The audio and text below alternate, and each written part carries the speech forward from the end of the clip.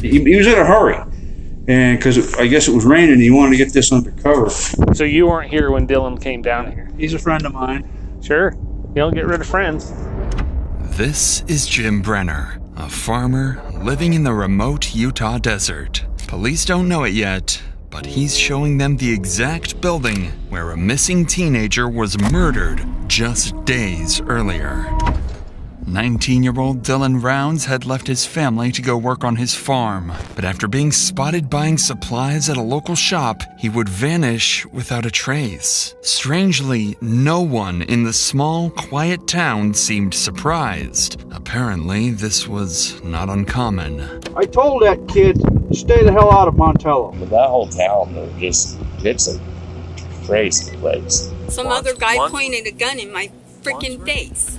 As days stretched into weeks, detectives chased a mounting list of suspects. Thieves, violent criminals, drug dealers, yet from the very beginning, the truth was there, hidden in plain sight by someone nobody suspected.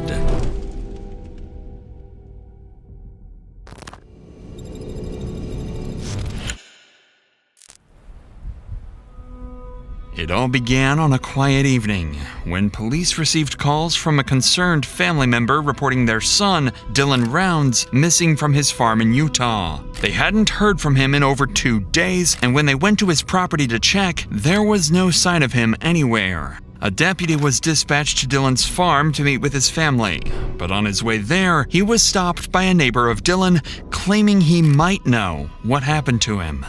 He's been hanging out over that bar in Montello, and I could give you some names of some scumbags over there, but he's been shooting his mouth off about how much money he's making.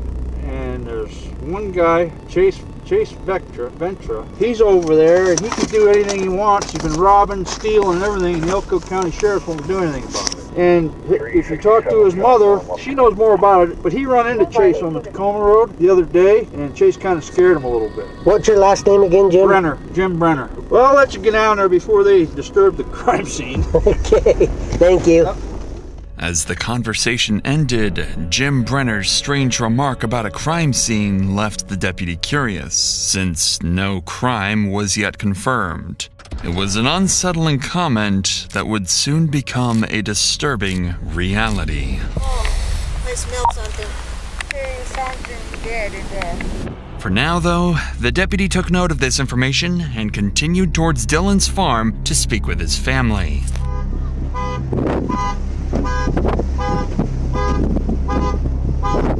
No guns in there. No guns in there? Like he said, he has a 40 that he puts in the door every side.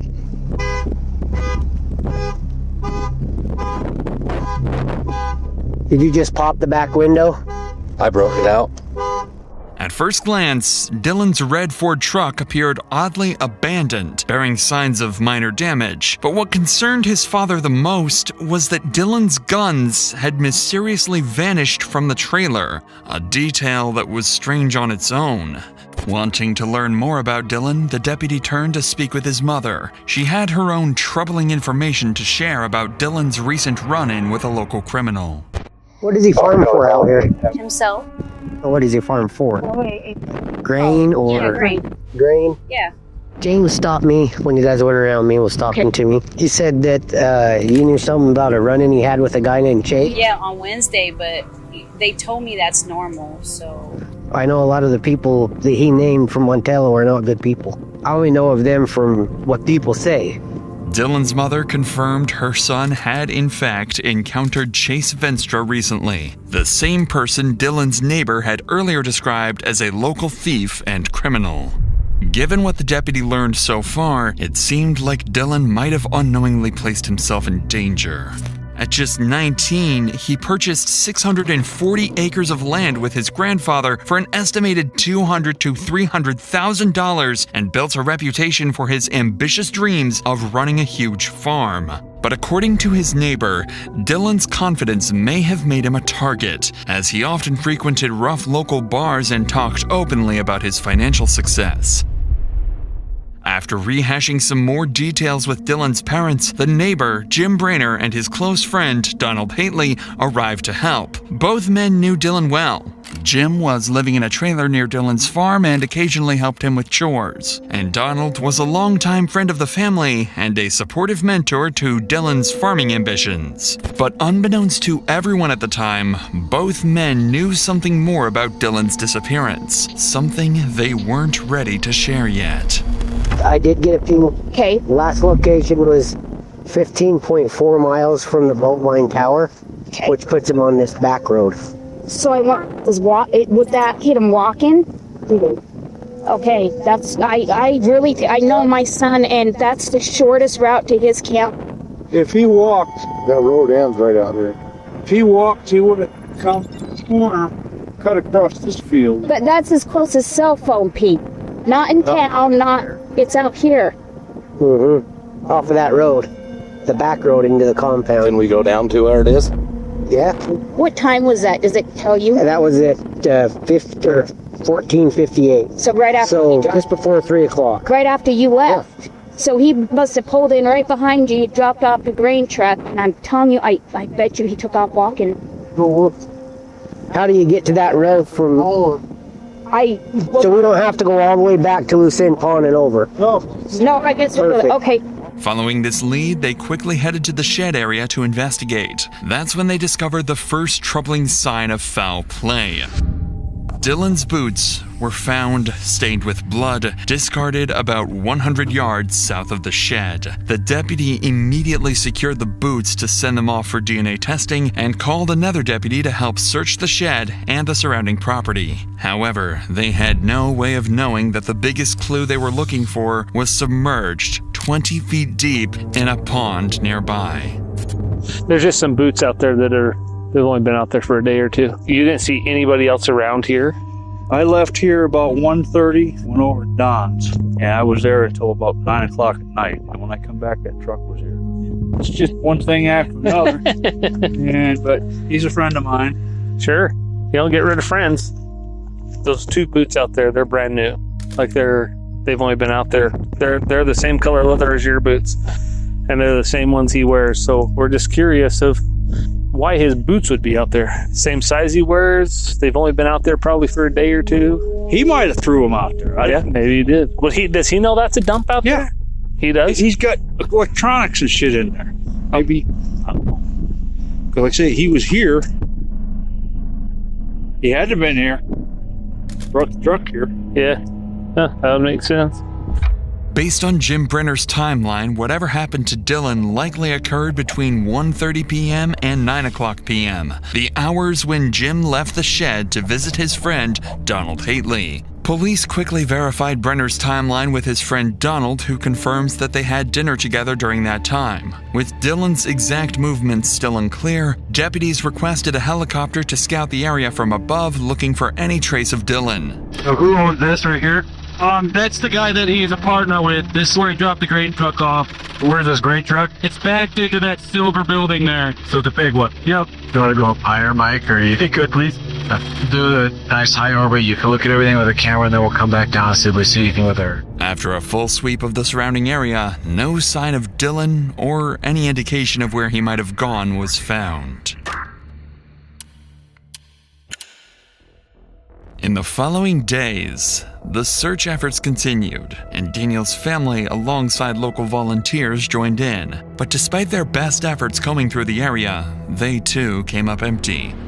Attention soon turned to the local criminal Chase Venstra. Both Dylan's mother and his neighbor Jim mentioned a recent encounter between the two, making Chase one of the last people to see Dylan alive. Additionally, Chase already had a history of violent run-ins with the law, including a 10-hour armed standoff with police in 2016, and was well known in the area for all the wrong reasons. Luckily for police, Chase had an active warrant related to domestic violence. It was their perfect chance to bring him in for questioning. But when officers arrived at the house to arrest him, Chase was nowhere to be found, potentially already on the run from police.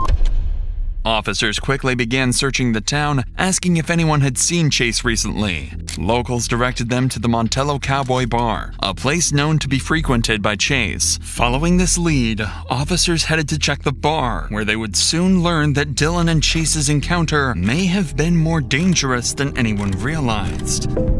But before we get to that, it's worth noting that incidents like these are not only traumatic for those directly involved, but they can often have the same effects on you when you face difficult situations in your own life. I realized I simply wasn't equipped to manage what I was feeling on my own, and that there are professionals whose expertise is guiding people like me towards feeling better. My therapist gave me one simple assignment: write down how I felt every single hour. The patterns quickly became clear: what made me feel good and what made me feel bad. Reporting back kept me disciplined. Sharing each success made me proud. And the accountability stopped me from quitting. With those patterns in front of me, I could finally see what in my life had to change and how to change it. Today's sponsor, BetterHelp, makes finding that kind of help simple. Fill out a brief questionnaire to be matched with one of 30,000 licensed therapists. And if the first match isn't right, you can switch anytime at no extra cost. With over 9,000 reviews and a 4.3 rating on Trustpilot, BetterHelp is a platform you can trust. Click the link in the description or go to betterhelp.com/DrInsanity and get 10% off your first month of therapy. With that said, let's get back to the officers at Montello Cowboy Bar, where a conversation with the locals was about to reveal how Dylan's encounter with Chase may have turned violent. We're trying to find a kid named Dylan Rounds. Oh, I know. We got locals out here looking for him, too. Oh, they went out that way because he was out to loose end. I was hearing Kurt say something about he had a conversation with that Chase kid. Yeah, that's who I'm looking for. Where do we find him? I'm kind of worried about it because if Dylan did walk back from where he left the grain truck and Chase got a hold of him vulnerable, you know what I mean? Mm-hmm. He's walking back, something bad could have happened because there was a bad injury with a kid just out here that got his face smashed in by the butt of a gun, and the whole camper shell was all bashed in and stuff. Where do we find Chase? Is he from here? Does he live here? Yeah, he does. He doesn't.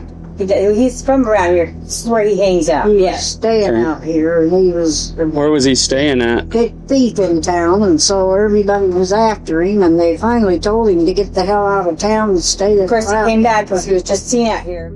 The bar owner's recap only further implicated Chase Venstra, suggesting that a violent confrontation between Chase and Dylan was more likely than ever. But something else caught the officer's attention when one of the bar owners briefly mentioned another recent incident involving Chase. Sensing there might be more to this, the officer decided to pull her aside for a private conversation. At this point, police still considered Dylan's case a missing person, but what the bar owner detailed next would soon shift this case to one of potential homicide.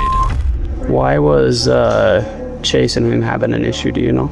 So Kurt told me, and I was overhearing part of the conversation, saying that Dylan was just driving down the road and Chase stopped him. And so, hey, got some water. He was like, hey, do you know Kurt? Da, da, da. And I guess they got an altercation about that because Chase was like, Kurt's an asshole, da, da, da. And Dylan was like, no, he's not. You know, he's a good guy. I work for, I do work for him, blah, blah, blah. There was an altercation. Then he went on his way. And I believe, if I'm not mistaken the conversation, that was the same day that he drove the grader, the grainer over to wherever and then whoever was there couldn't give him a ride back, so he possibly walked. That's all I know about the conversation. How does the kid getting hit with the butt of a gun, does that figure into this at all? I think it does. I think there is some, because now we're talking violence. Yeah. So this kid let his property go. He stopped making payments on his property because he's so scared. But he woke up to the butt end of a gun into his face. They smashed his camper. How old was he? I don't know, 30s. 30s. Has a family, has kids. He's out here, bought land out here, so I'm trying to homestead. He's not out here. No, or if we want, imagine. Nope, he left to be his property go, he's gone. With this troubling insight, it became clear that Chase Venstra was fully capable of extreme violence. If he attacked someone else recently, he easily could have done the same to Dylan. But what no one had realized yet was that police were looking in the wrong direction the whole time, while someone far more dangerous and guilty was hiding right under their noses. The next day, while the search for Chase continued, Dylan's family reached out to police. They were conducting their own investigation and wanted to share new information they'd uncovered. Information suggesting Chase may not have acted alone. So this is the family? Yes. Okay. So tell me again what you have suspicion to believe right now. So on 525 is when Dylan ran into Chase with the desert and called me right after. He had no shoes on. Dylan wouldn't let him take his phone or give him a ride, but he did allow him to call his dad on speakerphone in Ogden, Utah. Okay. Dylan allowed Chase. Dylan allowed Chase to, and then he gave him some coke, and then his dad called Dylan back, and Dylan sent the pin from his phone to where Chase was. Okay. So then we fast forward to 528, which was Saturday. Dylan was heard from in the morning. He talked to his grandma, and he was going to take the grain truck to the shed to put it in shelter because it was raining. Okay. So at this point, we assumed he was walking back across the desert to his camper because he didn't have a ride. This is in the middle of nowhere. Yeah. Okay. Is that how it was? Lucin. Yeah. Okay. Okay. So then 529, they continued to look for him. 530, we all got here to Dylan's last known location in Lucin, filed the police report, got search and rescue out. That's the night we found Dylan's boots about 400 yards from where his last known location was, tossed out behind a dirt pile, just out in the desert. So then today we kept searching, and that's when these guys got us the information, about 3 o'clock today? We know that this Robert guy took Chase out to the desert where Dylan is the day Dylan went missing. The man Dylan's mother mentioned would turn out to be Robert Aviles. He had an active arrest warrant and reportedly gave Chase Venstra a ride to Dylan's place on the day he disappeared. The family also suspected that Chase could be at Robert's house, so finding him became a priority in locating their prime suspect and hopefully Dylan himself.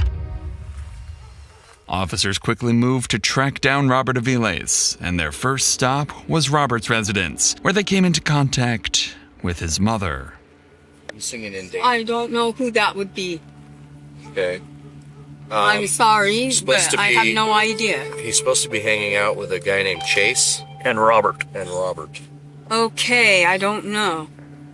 Chase might have an idea, but my son's been homesick. And he's been in bed all day. And he's been home all night. I don't know. I'm just wondering. So who's all in your house? Nobody. Nobody's in there right now? No. My son is in his trailer. And where's that at? In the backyard. In the backyard? Yeah. Well, we're just trying to find out. And no one came home with him. So. Nobody came home with him? No. Okay. Is Chase here? No. I don't let Chase on my property after I found him inside my home when I was at home. We were told that there's possibly a kidnapping. Missing kid. Oh, being here. Yeah, no. You can feel free to look around. Hostage situation? Like he's not being... No. See, that's why we're here, ma'am. I'm not about a car. Look around if you want to. But there's no one here but my son, and he's sleeping. After speaking with Robert's mother, officers conducted a thorough search of the property, but found no sign of Dylan or Chase. But they soon located Robert inside his trailer, and he was quickly arrested and transported to the police station for questioning.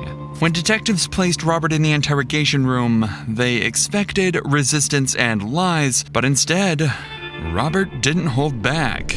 So you said that Chase had taken guns from somebody. Did he admit to you, where he got his guns? No, this is what I thought he got arrested for the first time. What he was in jail for when I came back. I asked Chase that. I was like, hey, man, I heard you got arrested. He's like, nah, that's just all Montello gossip, blah, blah, blah, blah, blah, right? So I'm kind of weary after giving him a ride. I tried to show one of my mom's friends, been out there in the community for a long time. He gave me his scenario. He thinks Chase did it too. Okay? Now, I don't know the time frames because I'm not good with time like I told you guys. I did the best I could by contacting the store lady and asking her what day I gave Chase a ride. You know, because I didn't even know what day I gave Chase a ride. I didn't even know what day the kid came up missing. I didn't even know there was a kid missing until the Nevada police came knocking on our door wanting to search our residence. You know what I mean? And that's the truth. Although Robert admitted giving Chase Venstra a ride, he couldn't provide any clear information on Chase's current whereabouts and maintained his innocence throughout the rest of his interview. However, Robert made one thing clear. He believed Chase was involved and might have even killed Dylan. The following night, something strange happened at Dylan's trailer in the Lucent Desert. It seemed someone had quietly returned and tampered with items inside. An officer was quickly sent out to photograph and document the scene, accompanied by Dylan's father, who'd share more details about the troubling discovery. Okay, the shotgun is in a house in Rigby. Okay. That is my grandfather's that I bought, and he has a room up there, and that was the 40. It's not in here. We looked in his camper, didn't find it.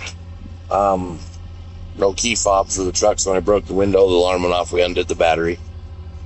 No key fob. We looked in his camper and all the cupboards and stuff, looked in the bathroom, nothing. My mother came here, she has real bad arthritis, my sister was here, we were all out searching. She used the bathroom. Dylan hadn't flushed it, just seeing here, it's really nasty. So my sister went in and cleaned it, still no gun. Later, my son and JD came in and the gun was sitting on a sink. It's outside of the bathroom, but right by the bathroom door where the toilet and the shower is the sink, but it's not in the bathroom. The gun was sitting right there with the clip outside of it.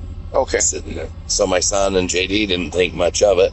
They grabbed the gun, put it in my truck. I didn't think much of it. Oh, they found the gun. I don't know. Then we started realizing that it wasn't there when my sister cleaned the bathroom for my mom to use and all that, and it was there. This discovery was an alarming indication that someone was actively trying to cover up their involvement in Dylan's disappearance. But his father had one more thing to share. Something about an old confrontation with someone police hadn't yet fully considered in their investigation. What was Chase's ties to out here? I don't know about Chase. Okay. Hardly any. But the whole town knows him. But that whole town, it's a crazy place. They're just all like, they're all nutty for one thing. Mm-hmm. The only people that I know of that really were in contact with Dylan is I hear the Chase guy, I didn't know it. But Don and Jim. Jim was the guy the place you guys were on. Okay. Jim came out here and helped. Jim came to Rigby, where I live. I live in Rigby and Idaho Falls area. Dylan bought like 800 pigs or something from the Midwest when the pandemic hit, whatever, the corona. They brought them to my farm last pissed, and Jim was there, and I unleashed on him, told him to get the hell out of here. He called Dylan and told him he was going to blow my head off. Dylan called me, he got all mad. So when I found out he was going to blow my head off, I had to go see, and he's walking down the lane of the farm with a big old pistol, and my dad calmed him down and calmed me down. Then he came back this winter to my shop to work on that seed truck. Fine, everything was fine, and I realized it's Dylan's friend. I'm not going to worry about this, you know what I mean? I got to bend ties with myself.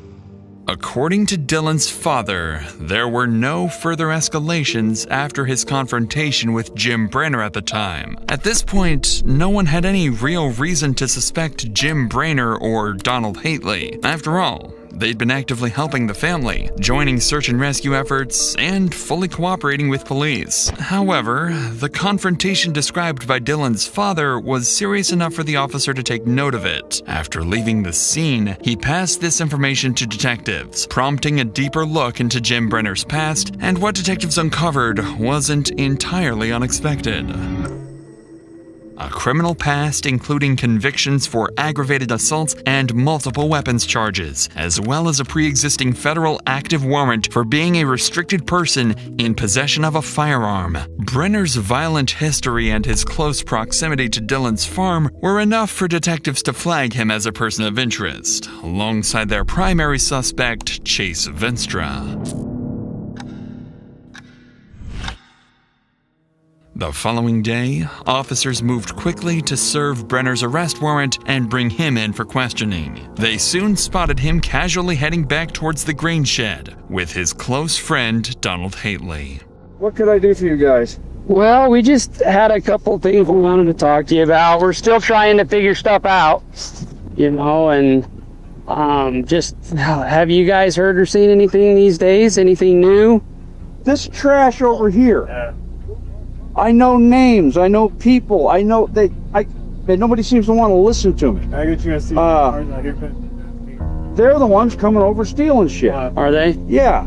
Chase Vestra and Robert Aviles are the one that robbed Michael Moore up here. But everybody keeps saying we need to find Dylan. You need to kick friggin' rat's nest over there open, and people are going to start talking. That's the only way you're going to find out about Dylan. There's a warrant for your arrest. I'm going to let you know about it right now. From Maryland? So we're going to pick you up, take you to jail with us. Oh, God damn it. So what I want you to do, I know before you tie anything, place your hands on your head for me. Interlock your fingers, okay? Jim pointing fingers at Robert and Chase was understandable, given witness statements and allegations. But Jim's own criminal past and proximity to Dylan made him equally suspicious. Detectives transported him to the police station, planning to use the unrelated warrant charges as an opportunity to question him further about Dylan. Though they didn't expect much new information from Jim, this routine questioning was about to lead to an unexpected breakthrough. The warrant has been issued, and we're obligated by law when we found that service. I don't know if you realize this, but there's other bigger problems going on over there than this. I'm not here to talk to you about that warrant. You just got brought in on that warrant. Okay. We would like to talk to you about the other things that are going on out there. We've got kids. I understand that. And I know them better than you do. I work for them. That's why you're one of the reasons why you're sitting there. Yeah. Because I know you know him. Dylan used to go in the bar and been bragging about how much money he's making. Dylan never carried money on him. Bought everything with a credit card. But if he did have $1 in his wallet, he wouldn't give it up. And I think this is a strong arm robbery. Somebody thought they'd see this little 5'5" kid, and they think they figured, we're going to get this guy. We're going to rob this guy. We're going to intimidate him. Dylan don't intimidate. With the strong arm robbery, who do you believe did? Chase and Robert Aviles. Is there any reason anyone would say you did it? If I did this, I'd be one sick son of a bitch. Well, there's got to be somebody that's some sick son of a bitch somewhere. What about Don? I've known Don for over 2 years, and Don's gone out of his way to help Dylan just like I have. As expected, Jim Brainer's statements remained mostly consistent, and he appeared genuinely convinced Chase Venstra and Robert Aviles had something to do with Dylan's disappearance. But Brainer had more details to share. Details about Dylan himself and the dangerous individuals he was attracting. Another one, Robert Lee, just did 10 years in prison for strong arm robbery. And lo and behold, about 3 weeks ago, a fellow from Salt Lake that bought 10 acres of land over in Montello, 2 guys went into his trailer, beat him up with a pistol, whipped him, robbed him, took his cell phone, and made it so his vehicle wouldn't run. He had to walk into town to call the police. There's a lot of shit going on in Montello. Is he the one that they talk about being pistol whipped with the butt of a gun? Is that the one? Is that somebody different? I think it's the same person. Brainer would go on to mention several other people, mostly convicted criminals from the area who could have had strong motives to rob or even kill Dylan. Clearly, he wasn't exactly narrowing things down for detectives, but at least he appeared fully cooperative. However, in just moments, Brainer would let something slip. Something that would unintentionally place him right at the center of the suspect pool. Dylan's the shy kid. His world revolves around tractors, farming. I mean, he had a couple guns that his dad gave him, and he had a shotgun, and we found that's up in Rigby. But he always carried that in the back seat. And the pistol they found that, and he was afraid to keep that loaded. He used to keep the gun in the console and keep a loaded magazine And I told him, I said, Dylan, you either need to learn how to use that thing or put it somewhere. I said, that's going to get you killed. And it's a little late for that, but I was telling his dad that too. Needless to say, Jim's choice of words wasn't ideal, and this wasn't the first time his statements had raised eyebrows, as he'd previously made a similar remark when Dylan first went missing, speaking about him as if he was already dead.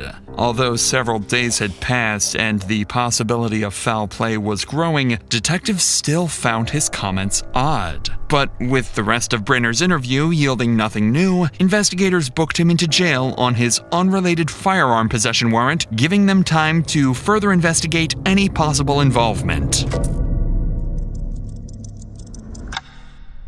Shortly after Jim Brenner was taken into custody, officers finally located Chase Venstra and arrested him on his unrelated warrant out of Montana. Detectives wasted no time bringing him in for questioning, but in this first interview, Chase flatly denied any involvement, insisting locals were spreading false rumors to frame him. With no hard evidence, investigators booked him into jail, but with a strategy in mind. They placed him in a cell directly above Jim Brenner, quietly hoping they would interact, and at one point, one of them might talk or slip up. Pretty quickly, this tactic paid off when Chase reached out to detectives for another interview, claiming he knew exactly what happened to Dylan and could solve the entire case. I came to talk to you. Cam's called you? She actually didn't call me. Ross called me and said that you were looking to talk about Brenner. Was it Brenner and just the case, basically, right? Yeah, they put me in there. I'm the cell above Brenner. Okay. I've gotten to talk to him. I've talked to other cellmates. I know a lot. Okay. I know a lot. I can put this thing to bed for you. Well, I mean, honestly, to be straightforward with you, I can't do anything about the charges. Me myself, right? They got to be federal, right? No, they're state. Oh, so I didn't even know that there were any. So I want them charges dropped, and I'll solve this case for you. All right. I'm not able to do it, so I just came to talk to you to see if you had something you wanted to tell me. I've got everything to tell you, but when I'm out of these chains and in my clothes, well, and that's what I'm saying. I can't make that kind of deal with you, so it's fine if you don't want to. That's what I want. That's fine. I just want to be left alone. We got an ultrasound on my new baby tomorrow. I want to go be there with her. This is her first baby.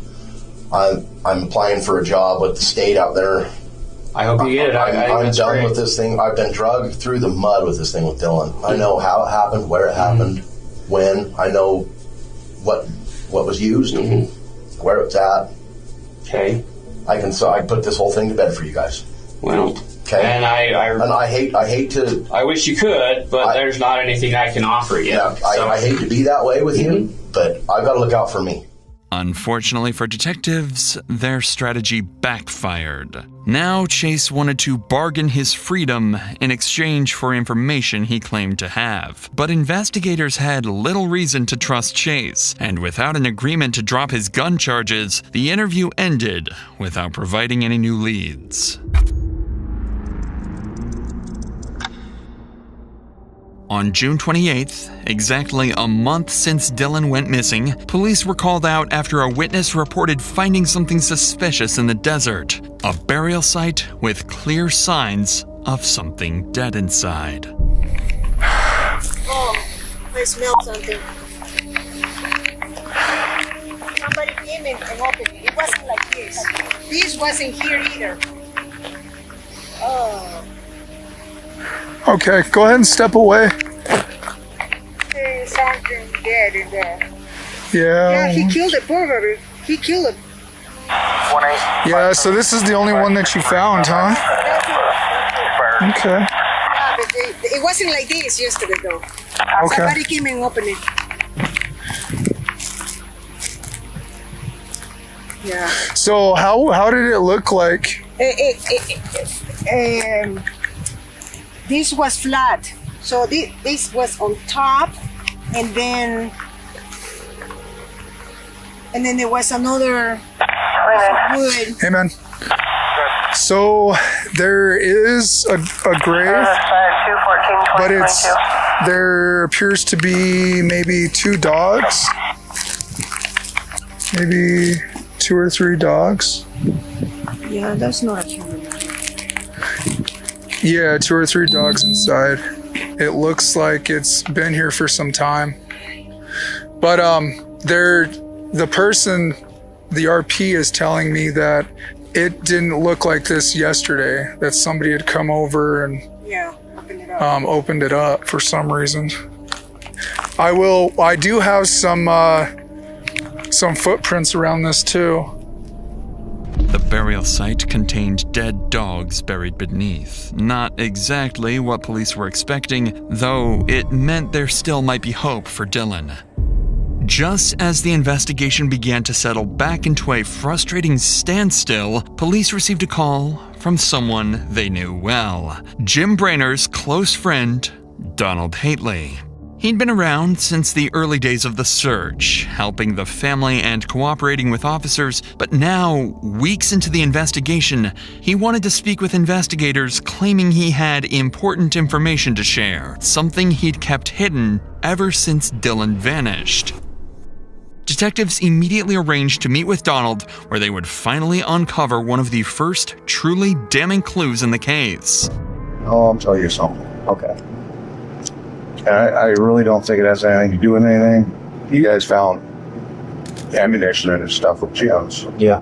And using white powder and fits in the stick. Yeah. But he figured that would be a reason to poke you or so to speak or say whatever. So he brought us black powder rice and sold us black powder. Okay. Thank you. I appreciate that. Where are those? I put one behind my bed, my bedroom, and the other one's laid up in the corner next to the table on the couch. When did he bring them? After Dylan? Oh yeah, definitely after. Why? Basically safety. Until last time, you know, they had him in holding for over a year, and when he got out, everything he had was gone. Everything.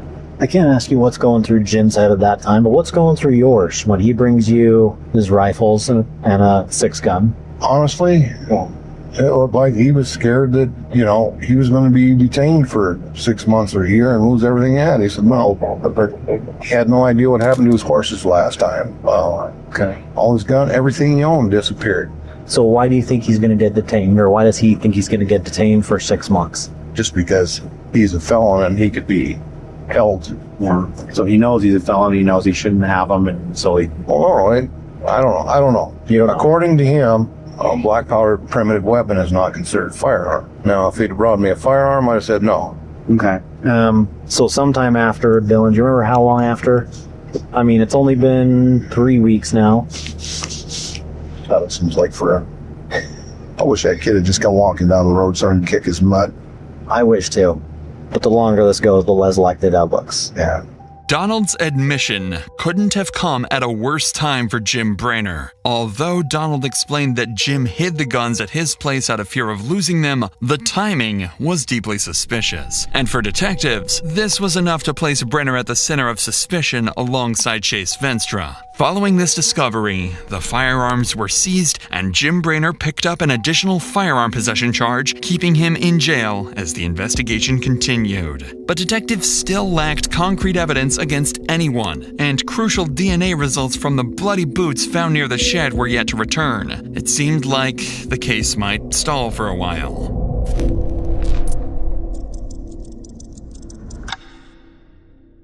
Over a year would pass, with detectives quietly making progress, including crucial DNA results, but still no sign of Dylan himself, and no one held responsible. That is, until December 2023, when investigators got a call that would change everything. Jim Brainer's cellmate, who'd spent months locked up alongside him, claimed to know exactly what had happened to Dylan. Detectives quickly arranged an interview, expecting another bargaining scenario similar to Chase Venstra's. But what the cellmate would reveal instead was a chilling murder confession. Mr. Broad. How are you doing, sir? Good, thank you. So they had said that you wanted us to come back, that you had more information? Yeah. Or did you have information before that you just didn't give us all of it? No, I didn't really have a whole lot of information then. Okay. I got plenty of information now. I got information that would probably help maybe even keep him cutting the deal that he wants to cut the deal with. Okay. On his right hand, nobody has noticed, he's got a bite mark. Really? He's got a bite from Dylan rounds. The 22 is what killed Dylan. Two shots. 22? Yeah, the 22. Did he tell you that? Yeah. The story tell you that? Like 3 days ago. Go through that. He said it was like 6 o'clock in the morning. He was in there taking shit, and then he heard a diesel truck drive by the place he was staying in. And when he got out there, he had his 45, a gun that he put in a fold-over holster. And Dylan had picked it up off the sawhorses that he'd thrown his stuff all around, moved it up so he could put the truck in the shed. To the shed, okay. Yeah. And Dylan was holding the 45, and he said he got really pissed off at him and started yelling at him and telling him get the fuck out of there. And Dylan took the gun and fired it right beside his ear. That's why he can't hear out of his right side ear. And he said he grabbed for the gun and was fighting for it. He said they ended up on the ground, and Dylan ended up shooting himself in the leg with the 45. And then he said that while they were fighting, the gun got fired like 2 or 3 times. He said there's a bullet hole in the side of the building out there you can see. He said when you guys was out there talking to him and standing in the shed or something, standing out there, he said he was sitting there looking at it. And then he showed me a scar on his thumb too, where he had stuck his hand in the gun that was trying to keep Dylan from firing it again, but he was clicking it, and his whole right hand was damaged at one time. Okay. But the bite mark is evident, very seeable, and the body is somewhere right there close by. He said he's seen tire marks over it where you guys have been driving. Somebody had been driving on it. Did he give you any indication of where? There's a lot of country out there. Yeah, he said it's in the high desert. Did he say that it was close to where he killed him? Yeah, it's close. It's close somewhere there where he killed him. He gave like a 25-mile circumference. Oh, so quite a ways. Yeah. Okay, so he heard Dylan drive by in his truck. Dylan had backed the truck into the grain shed. No, he said the truck was still parked out. So it wasn't backed in yet? Yeah, no, it wasn't backed in. And that's when they had the fight. They had the fight and they were going on in there. He said that the round on the gun got turned. He said he heard it turn. Like it was a revolver? Yeah, it was a revolver. He said he got to the chance where Dylan had quit biting him on his wrist. He had latched onto him, and he said he got up and he took off out, and that's when he got the 22. Dylan told him to bring his ass back in there or he was going to shoot the horse. The horse was standing outside. Into the grain shed? Yeah. About? Okay. The horse was standing out there eating grain out of the back of the truck. And then, from what you're saying, did he run back to the trailer and get the 22? He said it was behind the bags, some grain bags. He said he took 3 shots at him and they were all headshots. He said one of them grazed Dylan on the side of the face.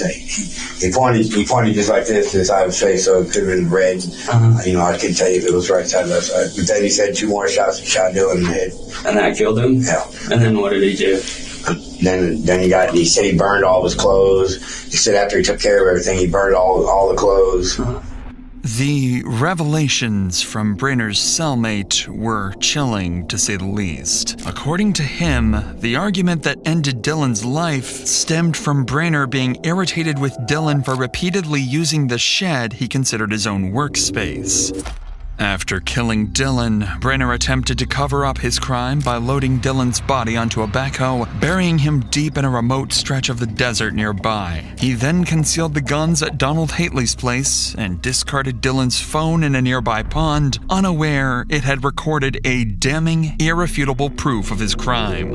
In addition to this confession, detectives turned back to the bloody boot DNA evidence they received a few months earlier. The state lab report confirms the blood belonged to Dylan, but they also found touch DNA matching Jim Brenner on the boots. Using this evidence, investigators then secured a search warrant for Brenner's phone, and by analyzing its data, they confirmed his device had traveled toward a nearby pond the day Dylan vanished. After searching the pond, they retrieved Dylan's phone containing crucial evidence. A video clearly showing Jim Brenner in a blood-stained shirt cleaning a gun. At this point, there was no longer any doubt. Jim Brenner killed Dylan Rounds and had been hiding in plain sight all along.